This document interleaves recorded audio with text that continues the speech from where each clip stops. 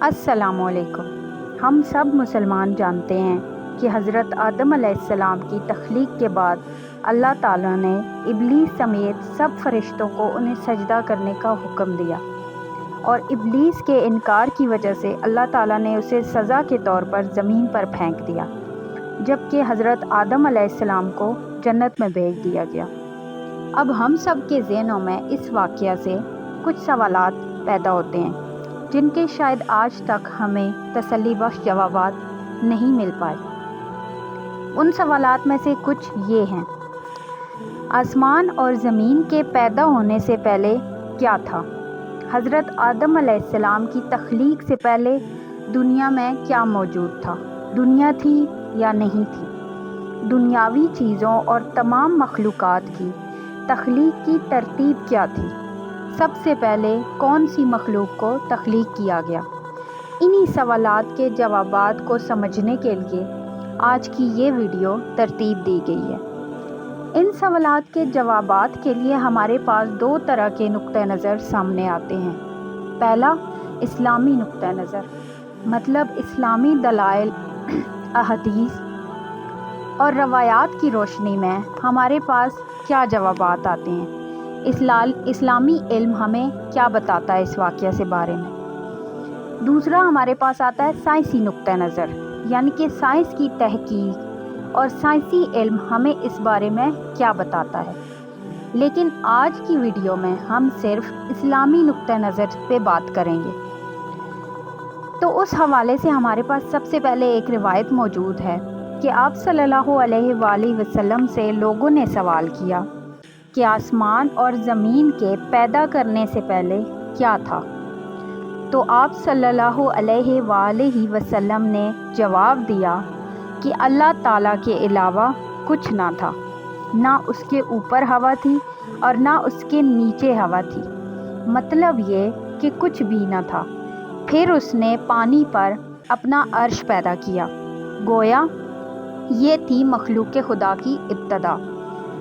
اسی طرح کی اور بھی بہت سی روایات ہمارے سامنے ہیں، جیسے کہ ایک یمنی وفد نے مدینہ میں آ کر آپ صلی اللہ علیہ وآلہ وسلم سے پوچھا کہ حضرت آدم علیہ السلام سے پہلے کیا موجود تھا؟ تو آپ صلی اللہ علیہ وآلہ وسلم نے فرمایا کہ کچھ نہ تھا، صرف اللہ تھا اور عرش پانی پر تھا، اور لوح محفوظ میں قلم سے لکھ کر سب محفوظ کر دیا گیا تھا۔ اس کا مطلب کہ لوح محفوظ اور قلم تخلیق کی جا چکی تھی۔ اسی طرح ہمارے سامنے ایک اور روایت ہے کہ آپ صلی اللہ علیہ وآلہ وسلم نے فرمایا کہ اللہ تعالیٰ نے سب سے پہلے قلم کو پیدا کیا اور پھر اس سے کہا کہ لکھ، چنانچہ وہ اسی وقت چل پڑا اور قیامت تک ہونے والی ہر چیز لکھ دی گئی۔ یہ روایت بھی اسی بات کی طرف اشارہ کرتی ہے کہ سب سے پہلے قلم کو تخلیق کر لیا گیا تھا۔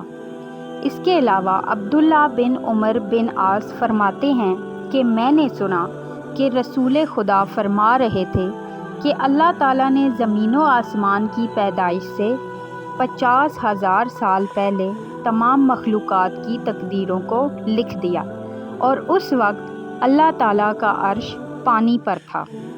ان سبھی روایات سے ایک بات تو ثابت ہو جاتی ہے کہ اللہ تعالیٰ نے سب سے پہلے پانی کو پیدا کیا، پھر قلم بنایا، اور پھر اسی قلم سے اپنی تمام مخلوقات کی تقدیروں کا فیصلہ کیا۔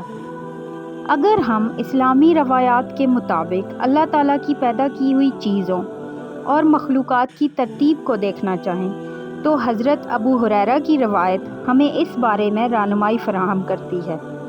وہ روایت کرتے ہیں کہ جب میں نے آپ صلی اللہ علیہ وآلہ وسلم سے چیزوں اور مخلوقات کے وجود میں آنے کی ترتیب پوچھی تو آپ صلی اللہ علیہ وآلہ وسلم نے فرمایا کہ اللہ نے جب یہ دنیا بنائی تو اس کی ترتیب کچھ یوں تھی: ہفتے والے دن اگر مٹی پیدا کی تو اتوار کو پہاڑ، پیر کو درخت، منگل کو تکالیف، بیماریاں، مسائل، بدھ کو نور، جمعرات کو چوپائے اس پوری زمین پر پھیلا دیے، اور جمعہ کے مبارک دن असर से रात के दरमियान हज़रत आदम अलैहिस्सलाम को पैदा किया गया।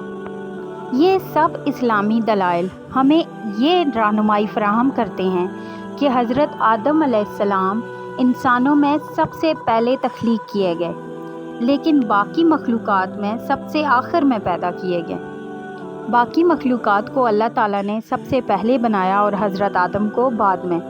इन दलाइल से ये बात भी वाज़िह होती है कि इंसानों से पहले फ़रिश्ते और जिन भी तख्लीक किए जा चुके थे, क्योंकि जैसा कि हमने शुरू में देखा कि हज़रत आदम अलैहिस्सलाम की तख्लीक के बाद इब्लीस ने उन्हें सजदा ना करने की वजह से सज़ा पाई, और इब्लीस एक जिन था जो कि आग से बनाया गया था, जबकि बाकी फ़रिश्तों ने हज़रत आदम अलैहिस्सलाम को सजदा किया।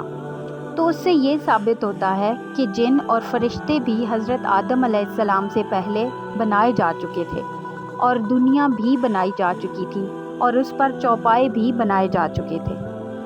तो इस वीडियो से, इन सब दलाइल से हमारे ये सवालात जो हैं, ये इनके जवाबात हमें काफ़ी हद तक मिल चुके हैं कि हज़रत आदम अलैहिस्सलाम से पहले जिन, फ़रिश्ते, दुनिया, चौपाए और कलम वग़ैरह को तख्लीक किया जा चुका था।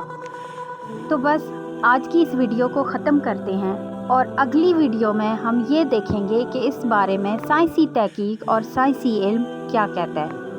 आप सब अपना ख्याल रखिएगा, दुआओं में याद रखिएगा। अल्लाह हाफ़िज़।